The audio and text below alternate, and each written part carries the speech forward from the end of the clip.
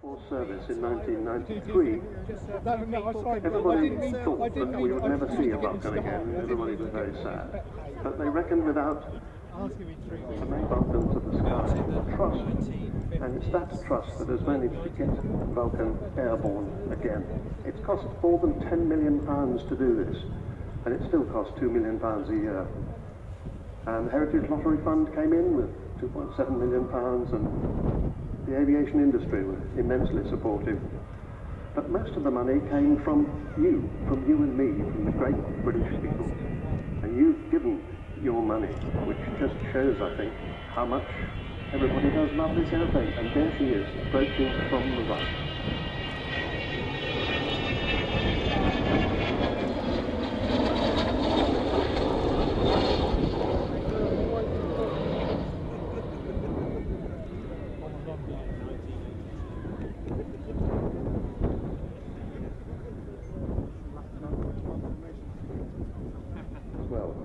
But when they turn on the taps on those 4 big Olympus engines, I think you'll probably hear.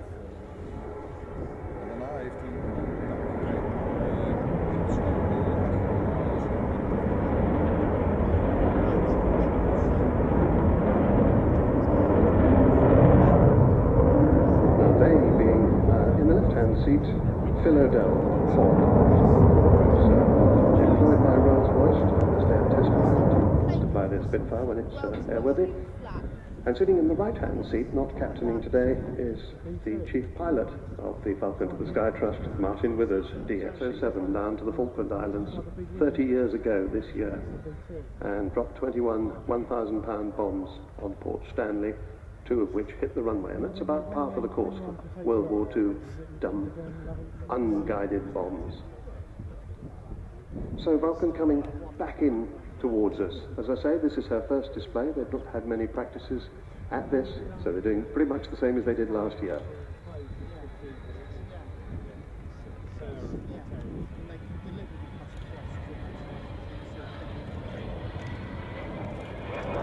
The airplane that was to become the Vulcan was first drawn on a discussion.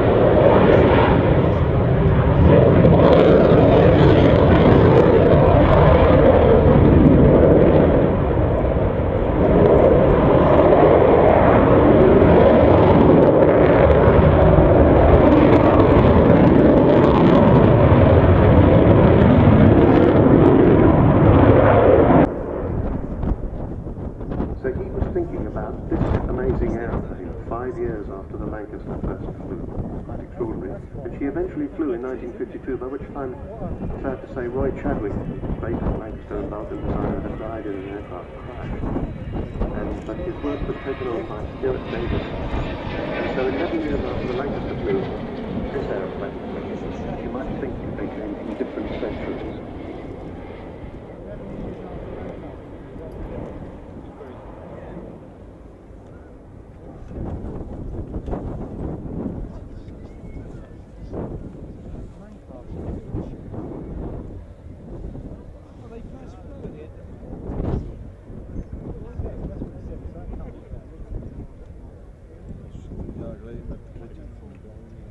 Eventually 136 of them were built, and with the contemporary Valiant and Victor, it had been the missiles came along in the mid-60s, and Vulcans lost their awesome responsibility of providing the quick reaction alert nuclear deterrent. And when they did that, they changed their colour. They've been brilliant white anti-nuclear low-level operating conventional bombers, although still capable of nuclear weapons.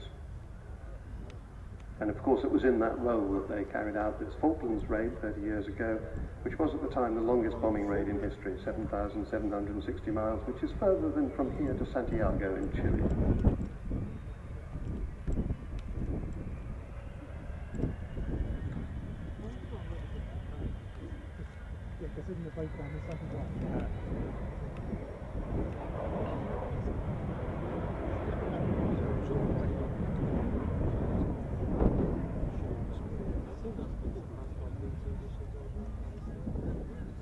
This particular aeroplane was the first B-2 version of the bomber, the second Mark, into RAF service in Bomber Command in 1960.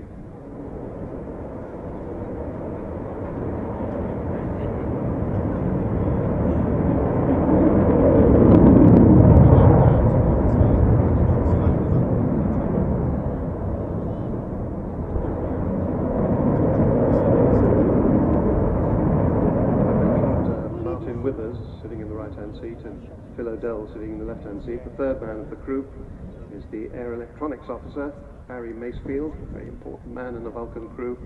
He runs all the electrics. It was sometimes known as the electric bomber, very complicated electrics in the aircraft. And during operational days, it would have had two navigators as well. One radar navigator, one plotter navigator.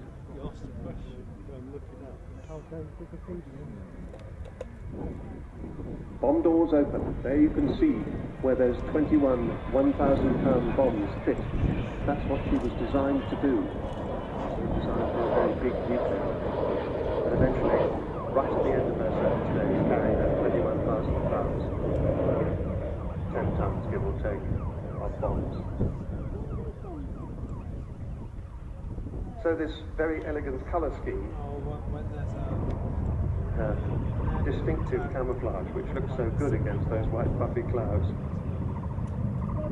She's actually, she carries the Lincoln coat of arms on her tail fin, because of course Lincoln is always thought of as the centre of bomber country.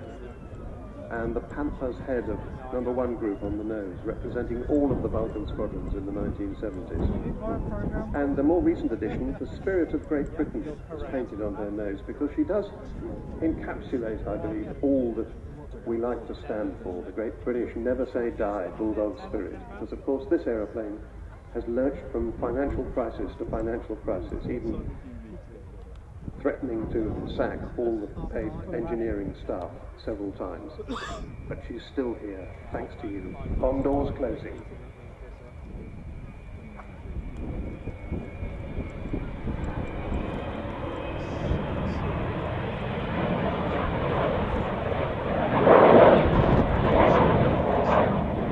So we talked about the two saviors of this airplane, David Hawes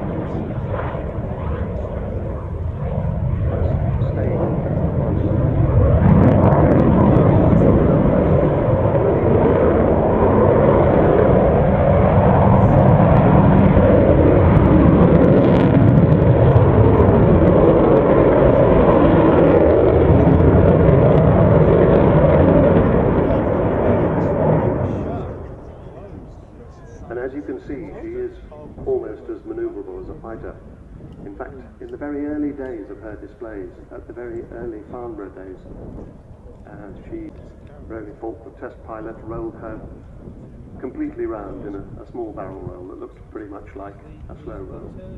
And everybody thought that a bomber couldn't do that. But he showed that it could. And incidentally, she doesn't have the big cut control.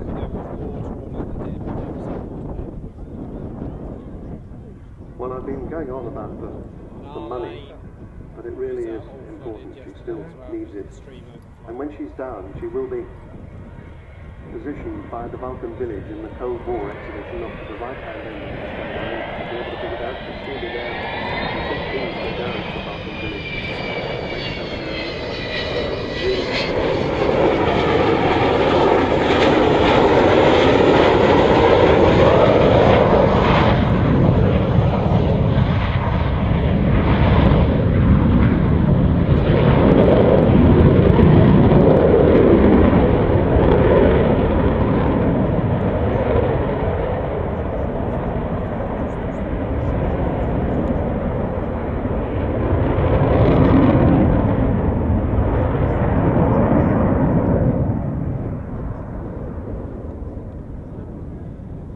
You will perhaps be wondering if you haven't been major commercial sponsorship.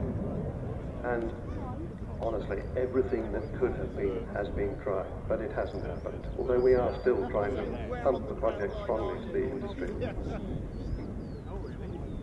But we're still making money. We're flying her 21 times more, at least this season. We hope for some others.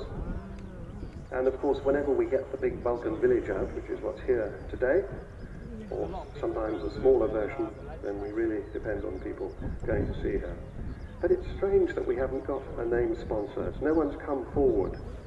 It's odd that, because one of the things that she does outstandingly well is to inspire and excite the next generation of British engineers and designers by her example of what can be achieved. So I would have thought big companies would be queuing up to support her.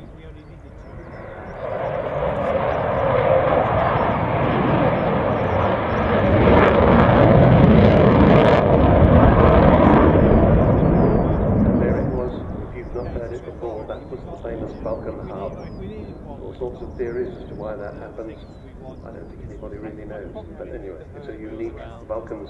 You can give 1, 2, 3, 4, 5 or 10 pounds, so that if you wanted to give £3, you text VULC 123, 123, and you text that to 7007. Use it when it's not strictly necessary, but I noticed that the pod is keeping the nose up, which means that the oncoming airflow is hitting that huge Delta wing, absolutely enormous slab of metal. That's slowing the aircraft down, and he'll drop the nose down at the very last minute. There's the nose wheel coming down, all 18 wheels down on the ground. The Vulcan has landed.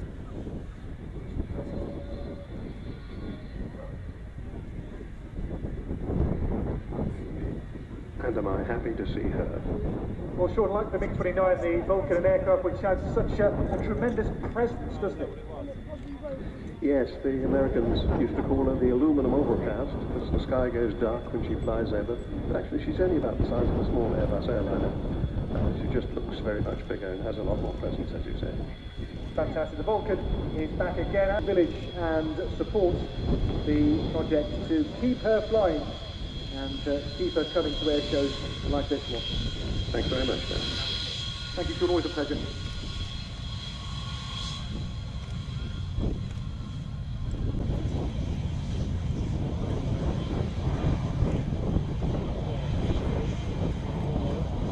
The next item we have in the display will be a large helicopter from the Royal Air Force, the Chinook display from Royal Air Force Odeon.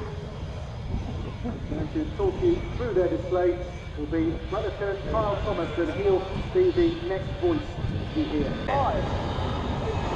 Just been told we're going to be picking up 5 casualties, so it's going to be pretty crowded in here. And that's one of the Chinook's amazing abilities to transform from a tandem rotor heavy